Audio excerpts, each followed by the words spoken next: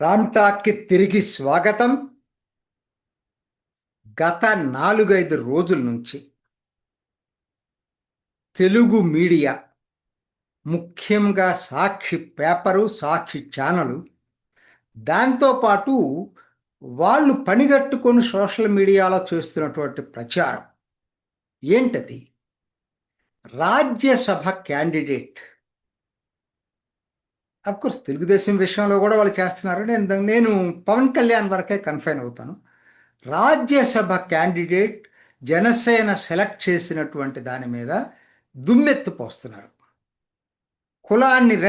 కులాల కొంపట్టిని తీసుకుని రెచ్చగొట్టాలని చెప్పి చూస్తున్నారు. రకరకాల ప్రచారాలతోటి పవన్ కళ్యాణ్ ఇమేజ్ని దెబ్బతీయాలనేటువంటి ప్రయత్నం, కాపుల్ని పవన్ కళ్యాణ్కి దూరం చేయాలనే ప్రయత్నం ఇందులో అంతర్భాగంగా కనపడతా ఉంది.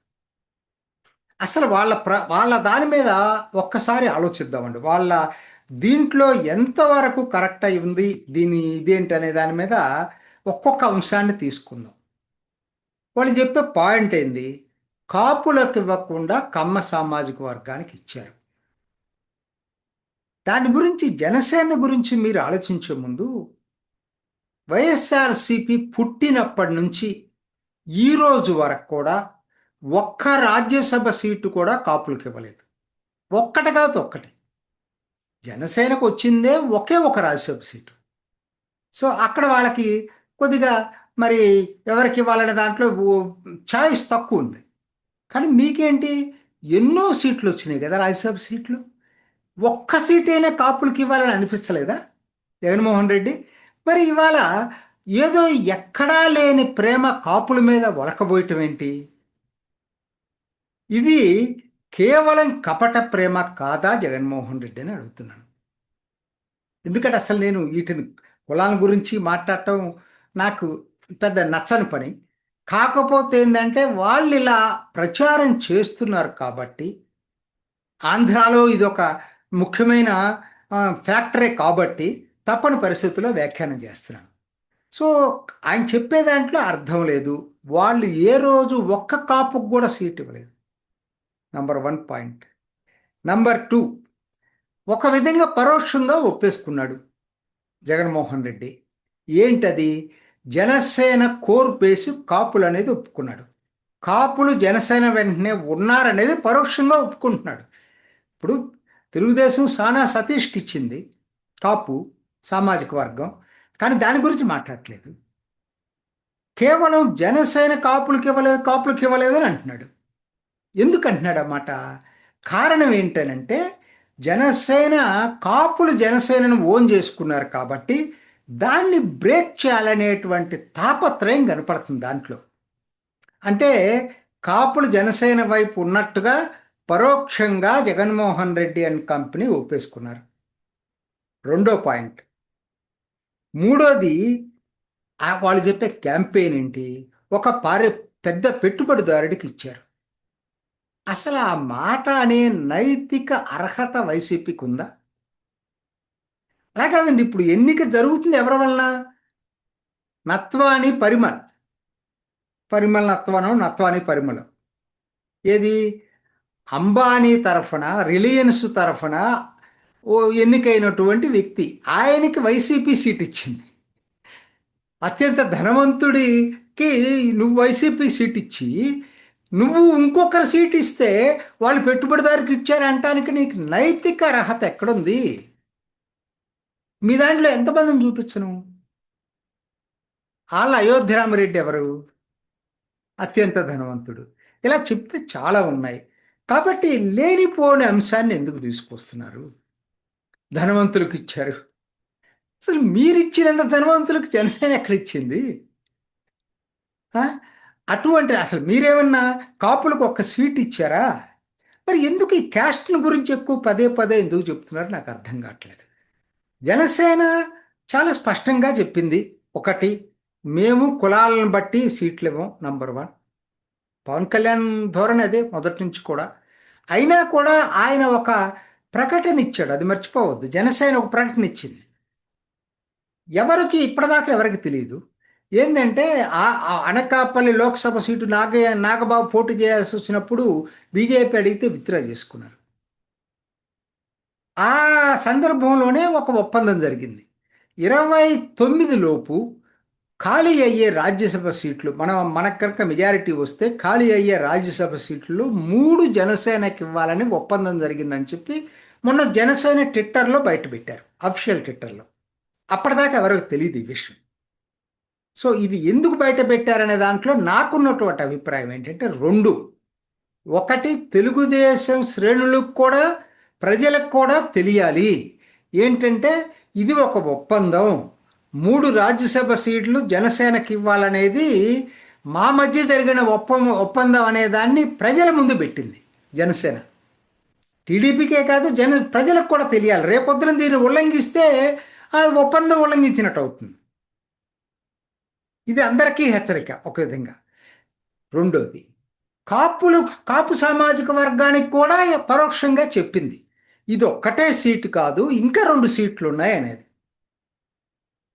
మొదటి సీటు ఆయనకి నమ్మకస్తుడుగా మొదటి నుంచి కుడిభుజంగా ఉన్నాడు అనుకున్నటువంటి లింగంనేని రమేష్కి ఇస్తే మీరేం ఫీల్ కావాల్సిన పని లేదు, ఇంకా 2 సీట్లు రాబోతున్నాయి. అవి కూడా 2028లోనే వచ్చేస్తాయి. 29 దాకా కూడా అవసరం ఉండదు. 2028లో ఇంకో 2 సీట్లు వస్తాయి. ఇది కూడా కాపు సామాజిక వర్గానికి చెప్పినట్టయింది ఇది. కాబట్టి ఇప్పుడు దీంట్లో ఒకటి చూడండి, జగన్మోహన్ రెడ్డి చెప్పిన దాంట్లో ఎలా అది ఒకటి పగటి కలగా ఎందుకు మిగలబోతుంది? ఎందుకంటే ఆయనకు రెండండి. ఆయన పాయింట్ అలా వర్రీ అవుతుంది అంటే ప్రతి వాళ్ళకి తెలుసు. కూటమి ఇలానే కొనసాగేటట్టయితే జగన్మోహన్ రెడ్డి అధికారంలోకి ఎప్పటికీ రాలేడు. ముఖ్యంగా ఎప్పటి సంగతి మనం పక్కన పెట్టు, 2029కి మాత్రం ఇదే కూటమి కొనసాగేటట్టయితే మాత్రం ఎటువంటి పరిస్థితులు, కూటమి అనే దానికన్నా కరెక్ట్గా చెప్పాలంటే ఆంధ్ర వరకు టీడీపీ జనసేన కలిసి ఉంటే జగన్మోహన్ రెడ్డి అధికారంలోకి రాలేడు. దీన్ని చేర్చగలిగితేనే అవకాశం ఉంటుందేమోనని అనుకుంటున్నాడు. అది జరగట్లేదు. రెండోది, అది జరగట్లేదు కాబట్టి ప్లాన్ బిలోకి వెళ్ళాడు. ప్లాన్ బి ఏంటి? సో అది జరగనప్పుడు, కూటమి విచ్ఛిన్నం జరగనప్పుడు కాపుల్ని పవన్ కళ్యాణ్కి దూరం చేయాలి. ఇది జగన్మోహన్ రెడ్డి ఆలోచన. సింపుల్ అండి, పెద్ద దీంట్లో ఇదే రాకెట్ సైన్స్ కాదు, ప్రతి వాళ్ళకి అర్థమవుతుంది. కానీ ఆయనకి అర్థం కాదు ఏంటంటే ఇప్పటికే పవర్ సెంటర్ ఏర్పడింది. మొట్టమొదటిసారి కాపులు రాజ్యాధికారానికి దగ్గరగా వచ్చారు. పవన్ కళ్యాణ్ని ముఖ్యమంత్రిగా వాళ్ళు చూసుకుంటున్నారు దగ్గరకు వచ్చినట్టుగా. దాంతోపాటు మీరు ఒకటి గమనించండి, రాజ్యసభ మాట్లాడుతున్నారు. 21 మంది ఎమ్మెల్యేలు, జనసేన ఎమ్మెల్యేల్లో 10 మంది కాపులే. 2 ఎమ్మెల్సీలు ఉంటే జనసేనకి 2 కాపులే. అంటే నేను చెప్పాను కదా, నాకు ఈ మాట్లాడటం ఇష్టం లేదు కానీ తప్పని అతను జగన్మోహన్ రెడ్డి చేస్తున్న ప్రచారం కాబట్టి కౌంటర్గా నేను విశ్లేషణ చేయాల్సి వస్తుంది. అలానే 3 మంత్రుల్లో 2 కాపులే, పవన్ కళ్యాణ్, కందులు దుర్గేష్. సో ఏ విధంగా కాపులకి జనం స్మార్ట్గా ఉంటారు, ఎవరో ఏదో మాట్లాడంగానే రియాక్ట్ కారండి. నిజం చెప్పాలంటే పవర్ సెంటర్ మొదలైంది, పూర్తి కాల కన్సాలిడేషన్. ఆంధ్రాలో ఒక మేర కన్సాలిడేషన్ పూర్తయింది కాపులు, రాయలసీమలో ఇంకా కంప్లీట్ కన్సాలిడేషన్.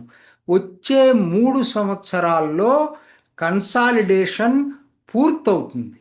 కాపులు దూరం కాకపోగా మిగతా వాళ్ళు కూడా కన్సాలిడేషన్ అయ్యే అవకాశాలు మెండుగా ఉన్నాయి.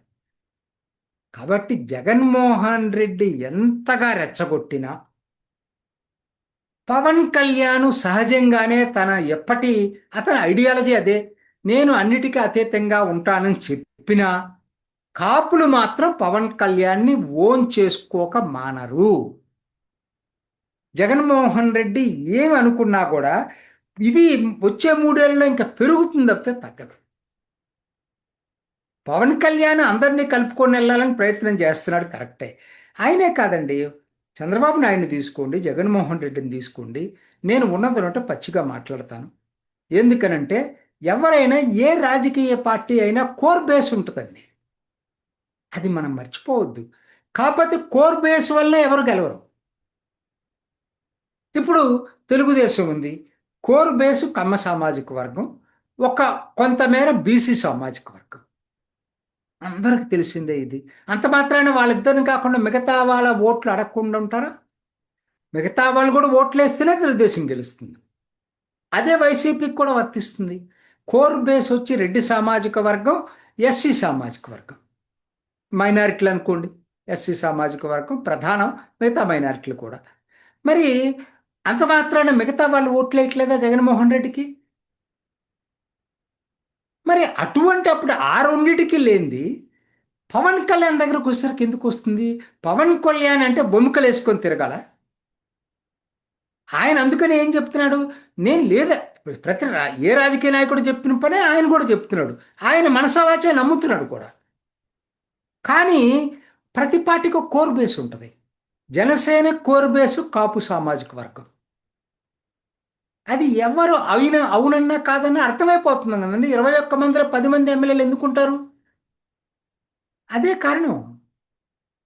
కాబట్టి వాళ్ళు పవర్ సెంటర్, మూడో పవర్ సెంటరు ఈ ఆంధ్ర రాజకీయాల్లో ఏర్పడిపోయింది. ఇవాళ జగన్మోహన్ రెడ్డి ఎంత వాపోయినా కూడా దాన్ని వెనక్కి తీసుకోవటం, ఆయన దాన్ని బ్రేక్ చేయటం ఏం చేయలేడు. అది 2029లో ఏం జరుగుతుంది అనేది ఇప్పుడు చెప్పలేమండి. రాజకీయాల్లో డైనమిక్స్గా ఉంటాయి రాజకీయాలు ఎప్పుడు కూడా.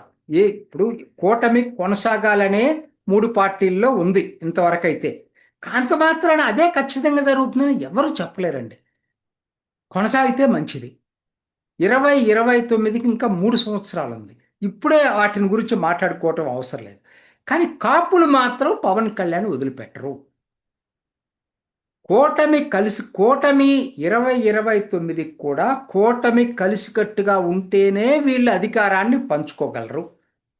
అది నాకు తెలిసి చంద్రబాబు నాయుడికి, పవన్ కళ్యాణ్కి బాగా తెలుసు. సో జగన్వి పగటి కలలు తప్పితే అవి ఎటువంటి పరిస్థితులను నెరవేరే కలలైతే కాదుగాక కాదు. ఇది ఈనాటి రామ్ టాక్. ఇంకొక ఎపిసోడ్లో మళ్ళీ కలుసుకుందాం. నమస్తే. చూసారు కదండి. మరి ఈ వీడియో కనుక మీకు నచ్చినట్లయితే ఒక లైక్ కొట్టేసి మీ అభిప్రాయాన్ని కూడా కామెంట్ బాక్స్లో తెలియజేస్తూ ఇలాంటి ఇంట్రెస్టింగ్ అప్డేట్స్ కోసం మా ఛానల్ని సబ్స్క్రైబ్ చేసుకోండి.